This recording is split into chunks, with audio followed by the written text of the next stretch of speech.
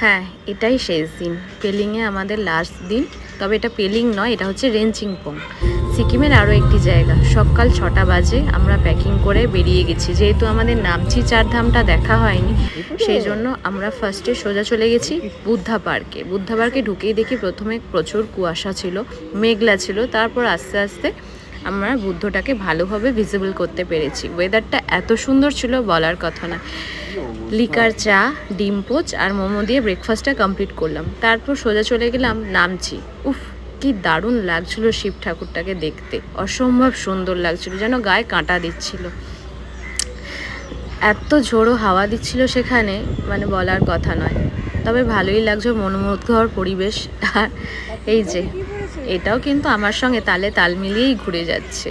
হ্যাঁ, অনেকেই বলতে পারো ছোট বাচ্চা নিয়ে ঘুরছি। যাই হোক, দুপুরবেলা লাঞ্চ করলাম, ভাত, একটা সবজি, মাংস আর স্যালাড।